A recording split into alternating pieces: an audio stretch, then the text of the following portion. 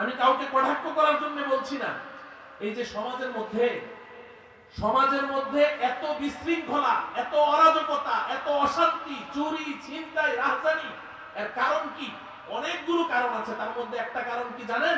একটা কারণ হলো তারা কোরআন এবং হাদিসের অপব্যাখ্যা করে, বিকৃত করে সমাজে এখন জারজ সন্তান জন্ম দিচ্ছে। আমি খুব কঠিন কথা বলে ফেললাম আপনাদের সামনে। জারজ সন্তান জন্ম দিচ্ছে। তারা ফতোয়া দিয়েছে কোন স্বামী যদি তার স্ত্রীকে এক বৈঠকে 3 তালাক দেয় তাহলে 3 তালাক হয় না, 1 তালাক হয়। ফতোয়া দিয়ে দিয়েছে। যার কারণে আমাদের সমাজে এখন অনেকে এরকম তালাক দিচ্ছে, 3 তালাক দিয়ে আবার ঘর সংসার করছে। অথচ এই উম্মতের ঐক্যমতে সাব্যস্ত, মানা না মানা আপনাদের ব্যাপার, আমার বলার দায়িত্ব আমি বলে যাই। এই উম্মতের ঐক্যমতে সাব্যস্ত, সাহাবায়ে কেরামের ঐক্যমতে সাব্যস্ত, কোন স্বামী যদি তার স্ত্রীকে 3 তালাক দেয়, একসাথেও দেয়, 3 তালাক হয়ে যাবে। আর 3 তালাক হয়ে যাওয়ার পরে ওই স্বামী স্ত্রীর মধ্যে কোন রকমের কোন সম্পর্ক থাকবে না।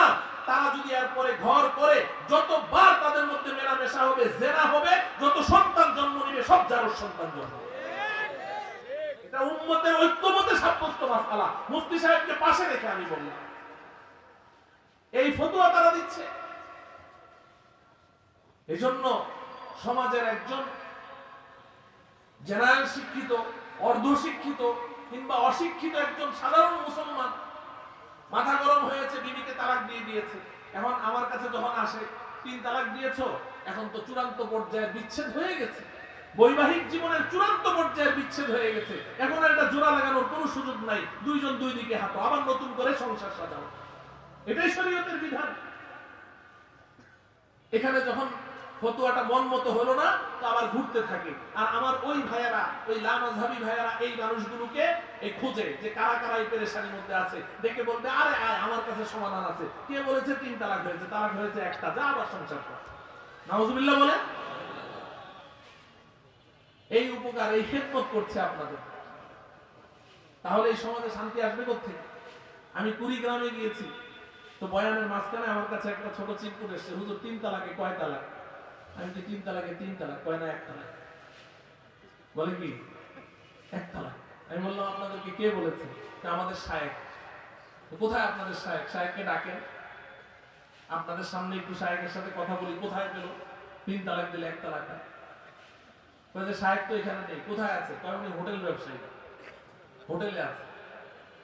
মানে ওই যে কিছুদিন মিডল ইস্টে চাকরি করে এসছে, ওখান থেকে মুফতি হয়ে চলে আসছে। আমাদের দেশের যে সমস্ত ভাইয়েরা মিডল ইস্টে যায় না, ওখানে চাকরি করে কিছুদিন, চাকরি টাকরি করে দেশে এসে বড় মুফতি বলে যে তোদের নামাজ হয় না।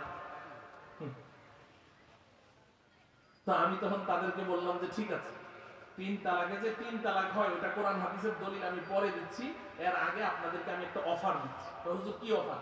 বললাম যে আজকে থেকে এই মাহফিলের পরে বাড়িতে গিয়ে সবাই নিজ নিজ বিবিদেরকে রুখসত দিয়ে দিবেন, ছুটি দিবেন, যে আজকে থেকে ঘরে কোনো রান্না বান্না হবে না, চুলায় আগুন জ্বলবে না। হুজুর আমরা খাবো কি? আমি বললাম ওই ব্যবস্থাটাই আমি করে রেখে যাচ্ছি, শুনেন আপনারা সবাই ওই শায়েখের হোটেলে গিয়ে খাবেন। বলে যে হুজুর হোটেলে খেলে তো অনেক পয়সা লাগে, এত পয়সা আমরা পাবো কোথায়? আমি বললাম যে আমি তো অফার দিয়ে যাচ্ছি, পয়সা অর্ধেক লাগবে, ঘরে পাকানোর যা হবে তার চেয়ে অর্ধেক লাগবে। বলে যে হুজুর কিভাবে? আপনারা শায়েখের হোটেলে গিয়ে প্রত্যেকেই পেট ভরে 3 প্লেট খাবেন, 1 প্লেটের বিল দিবেন। যদি বলে যে কি ব্যাপার, খাইলি 3 প্লেট বিল দাস, 1 প্লেটের ব্যাপারটা কি? বলবেন যে 3 তালাকে 1 তালাক হইলে 3 প্লেটে 1 প্লেটের বিল। মুহতারাম হাজিরিন, এটা একটু রহস্য বললাম আপনাদের সাথে। ওই জামালপুর আপনার শেখ আব্দুর রহমান ওনার এলাকায়, ওখানে আশেপাশে এই সব লামাযহাবীদের মসজিদ। তো কিছু কলেজের ইউনিভার্সিটির ছাত্ররা সাহস করে ওখানে একটা মাহফিল দিয়েছে, হানাফিদেরকে মাহফিল করতে দেয় না। তো আমি ওখানে গিয়েছি, আল্লাহ যা করে করবে, হায়াত মওতের মালিক তো আল্লাহ। তো ওখানে আমি 2.5 ঘন্টা বয়ান করলাম, ওনাদেরকে ডাকলাম যে আমি আজকে যা আলোচনা করব, যদি আমি কোনো জাল হাদিস বলি, জয়ীফ হাদিস বলি, আমাকে এখানেই অ্যাটাক করবেন, স্টেজে ধরবেন সবার সামনে। আমি কিতাব নিয়ে গিয়েছি, আর যদি স্টেজে আমাকে না ধরেন, কালকে যদি বলেন যে জাল হাদিস বলে গেছে, তাইলে কিন্তু আপনারা মুনাফিক সাব্যস্ত হবেন। তো কেউ আসে নাই। পরের দিন আমাকে একজনে ফোন করেছে, ফোন করে বলে যে হুজুর সূরা ফাতিহা ছাড়া নামাজ হয়? আমি বললাম যে না, সূরা ফাতিহা ছাড়া নামাজ হয় না। তাইলে যে আপনারা জানাজার নামাজ পড়েন, সূরা ফাতিহা ছাড়া আপনাদের নামাজ হয়? তো আমি সাথে সাথে বললাম রুকু সেজদা ছাড়া নামাজ হয়? কয় না। তো আমি বললাম তোমরা যে জানাজার নামাজ রুকু সেজদা ছাড়া পড়ো, তোমাদেরও জানাজার নামাজ হয়?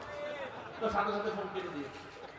মুহতারাম হাজরিন, বলার উদ্দেশ্য হলো এই বিভ্রান্তির মধ্যে পড়া যাবে না। এটা হলো ছাড়াছাড়ির দল। আমি এখন কত বলবো আপনাদেরকে। এটা হলো আহলে হাদিস। আহলে হাদিস দাবিদার, তারা বলে আমরা রাসূল মানি, সাহাবী মানি। তারা কি মানে না? সাহাবী মানে না। এজন্য সাহাবায়ে কেরামের এই মাসআলাগুলো একেবারে ঐক্যমতে সাব্যস্ত মাসআলা তারা মানে না। তারা বলে আমরা রাসূল মানি। তো তার মানে হচ্ছে সাহাবায়ে কেরামের চেয়ে তোমরা রাসূলের হাদিস বেশি বুঝেছো। সমস্ত সাহাবায়ে কেরাম 20 রাকাত তারাবি পড়লো, আর তোমরা এসে বলছো না রাসূল 8 রাকাত পড়েছে, আমরা 8 রাকাত পড়ি। মাঝখানে সাহাবায়ে কেরামকে তোমরা কি বলতে চাও? যে এরা সবাই রাসূলের হাদিসের বিরোধিতা করেছে। এগুলো বুঝতে চেষ্টা করেন। আপনাকে খালি ইউটিউবে একটা হাদিস দেখাবে আর আপনি দৌড় দিবেন না। দৌড় দেওয়ার আগে কেউ বললো যে চিলে তোর কান নিয়ে গেছে, আর আপনি সারাদিন চিলের পিছনে দৌড়ান। আরে আপনি জ্ঞানী গুণী মানুষ, আকল বুদ্ধি তো আছে, কোরআন হাদিসের ইলম না থাক, আপনি চিলের পিছনে দৌড় দেওয়ার আগে হাত দিয়ে দেখেন কানটা জায়গায় আছে না। আপনি আগেই দৌড় দিলেন কেন?